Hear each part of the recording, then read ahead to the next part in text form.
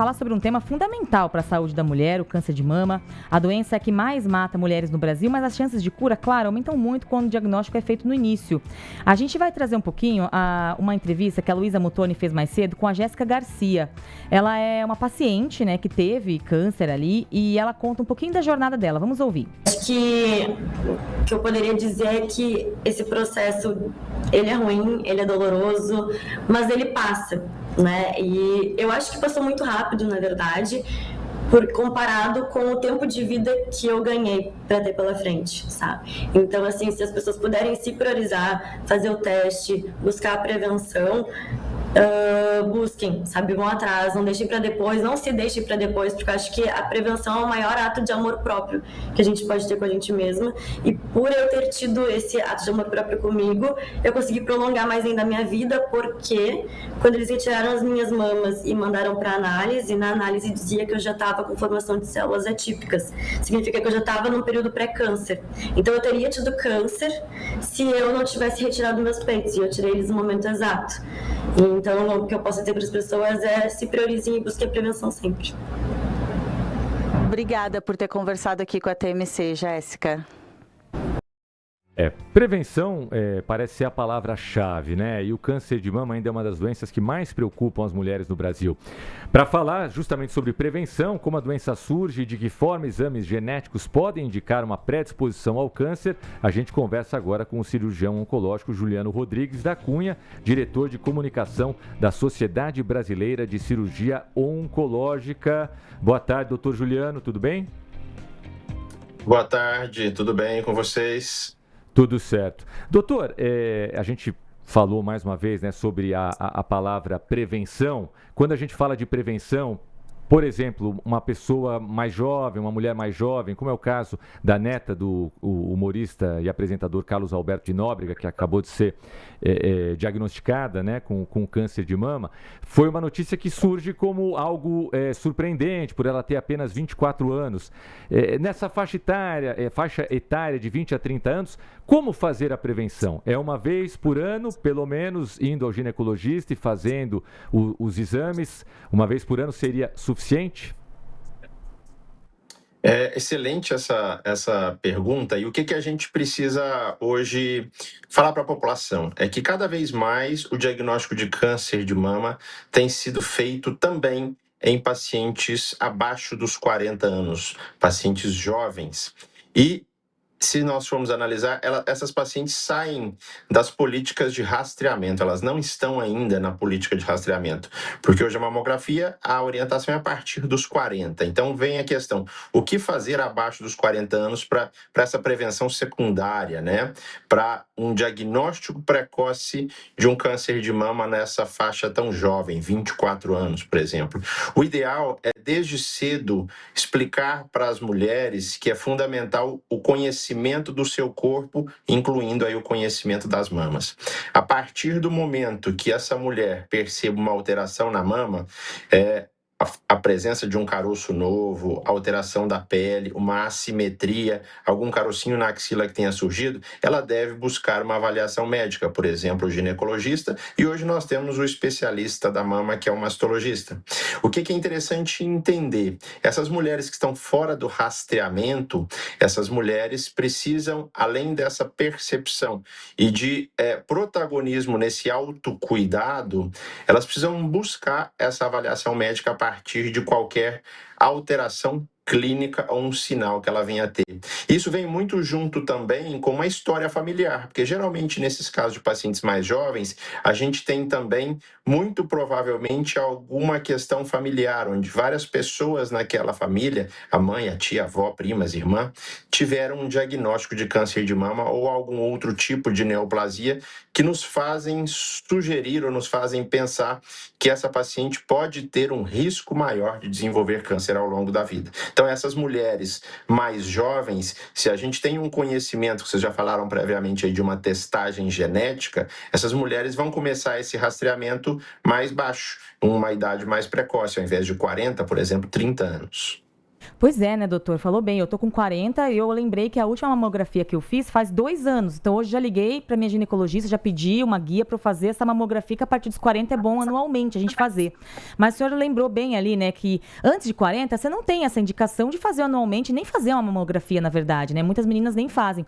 E até por isso, a neta do Carlos Alberto de Nóbrega, com 24 anos, que está com câncer de mama metastático, inclusive a fazer a retirada total, mastectomia, ela se pergunta, poxa, ninguém nunca me pediu um exame. Nesse caso, então, doutor, pode ser que seja um fator genético. Quando a menina é muito jovem e tem o câncer de mama tão agressivo quanto o dela, por exemplo, quais fatores podem ter contribuído? Claro que a gente não sabe o caso dela exatamente, é ruim a gente falar de algo específico, mas quando uma menina tão jovem tem câncer de mama, é o fator genético que pesa mais? É muito difícil a gente colocar a culpa do câncer em uma coisa específica, né? A gente sabe que existe uma multicausalidade, são várias coisas que aconteceram e que esses gatilhos desenvolveram aí as células cancerígenas. A gente sabe que nesses casos de pacientes muito jovens, muito provavelmente, além de um fator genético herdado, hereditário, provavelmente também tiveram fatores, agentes externos, talvez hábitos de vida, alimentação, sedentarismo, obesidade, tabagismo, consumo de bebida alcoólica, né? Então, todo esse somatório vão ser gatilhos para que, somados, vão desenvolver aí um diagnóstico de câncer numa idade mais precoce. Então, é fundamental que essa paciente que tem aí já um histórico familiar prévio, que ela tenha uma atenção um pouco mais precoce do que a população em geral. Como você disse, a partir dos 40, as mulheres devem fazer mamografia anualmente, né? Essa paciente que é mais jovem, ela foge dessa estratégia, mas a partir do momento que a gente já, através de políticas de orientação e de informação, mostrá-las da importância do autocuidado, da palpação da mama e de saber que se tiver alguma coisa diferente no seu corpo, ela precisa procurar uma avaliação, então essa mulher, ela tem a chance de fazer um diagnóstico em idade mais precoce. E tumores agressivos numa fase jovem, por exemplo, tumores triplo negativos numa fase tão precoce assim, a gente tem que pensar em algum fator genético associado. Para isso é preciso da testagem, é preciso de toda uma abordagem aí dessa questão também. Doutor Juliano, tenho mais duas questões para o senhor, vou tentar ser breve aqui. A primeira, todo mundo lembra do caso Angelina Jolie, né? Quando ela descobriu por meio de exames que tinha certa predisposição a desenvolver o câncer de mama e acabou fazendo a cirurgia para retirada das mamas. Hoje em dia, como é que funciona a recomendação do médico quando essa descoberta é feita pela paciente? Imediatamente tem que fazer a cirurgia ou outras coisas são levadas em consideração? Por exemplo, a menina tem 30 anos, faz o exame, descobre que tem a predisposição, mas é um tipo de câncer que se desenvolve mais quando a pessoa tem dos 45 em diante. Então, o médico prefere esperar ou já sugere imediatamente a cirurgia? E a segunda coisa, algo que a Mayara já tinha me alertado aqui fora do ar. O autoexame, ele está ficando de maneira isolada em desuso? A gente ouvia falar mais dessa recomendação do autoexame. Só o autoexame hoje não é suficiente na avaliação dos médicos? Eu vou começar pelo final, para a gente não se perder aqui. Lembrar que hoje, infelizmente, no Brasil, a maioria dos diagnósticos de câncer de mama são feitos a partir da palpação, ou seja, são feitos a partir do autoexame.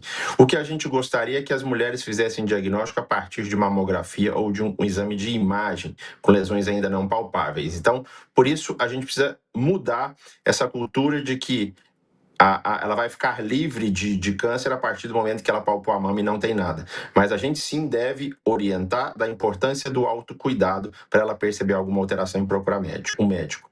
Em relação a uma testagem genética positiva, por exemplo, a história que está na mídia agora da Jéssica, BRCA2 positivo, uma chance de câncer de mama por volta aí de 70% ao longo da vida. Então é uma chance muito alta. A população normal tem cerca de 12% de chance de câncer ao longo da vida. E essa mulher BRCA2, ela tem uma chance próxima de 70%, 80%. É o mesmo caso da Angelina Jolie, só que no caso dela era um BRCA1. Então, a palavra-chave é individualizar. Acolher essa paciente. Na verdade, a gente tem que acolher uma família, porque também a testagem dos outros indivíduos na hora certa. Então, a idade para ser feita a cirurgia da retirada da mama, a retirada profilática das mamas, uma adenomastectomia profilática, que reduz o risco dela ter câncer em cerca de 90%, precisa ser tomada a partir de uma adesão compartilhada, equipe médica e paciente, tá? Não existe uma idade chave, mas é importante que a partir do momento que ela tenha consciência desse risco, analise a sua história familiar. A maioria das pacientes tiveram câncer muito precoce, muito jovens, então a gente tem que adiantar 5, 10 anos, de preferência a idade da cirurgia redutora de risco. Paciente também, no caso do BRCA, tem indicação muitas vezes da retirada dos ovários. Essa a gente já sabe aí, a partir dos 40 anos, em média, é o ideal para que se faça a ressecção dos ovários, a retirada dos ovários, para evitar o risco de um câncer de ovário. Então, a palavra é individualização, decisão compartilhada, muitas consultas e muita conversa para que a gente juntos, equipe de saúde, o cirurgião oncológico, o oncologista, toda a equipe multidisciplinar que está assistindo essa paciente, entregue para ela o melhor resultado. E é fundamental a gente falar que, na verdade, a informação de um teste genético positivo consegue mudar a história não só dessa paciente, que vai evitar de ter a doença, assim como de muitos da família, que vão descobrir também e poder ser proativos em relação a essa informação. Muito bom, muito esclarecedora essa entrevista com o cirurgião oncológico Juliano Rodrigues da Cunha, que é diretor de comunicação da Sociedade Brasileira de Cirurgia Oncológica. Doutor, muitíssimo obrigada por esse alerta. Acho que muitas mulheres que estão nos ouvindo agora vão fazer como eu fiz hoje, inclusive, marquei minha mamografia já para amanhã. Então, você mulher que está nos ouvindo, tem mais de 40 anos.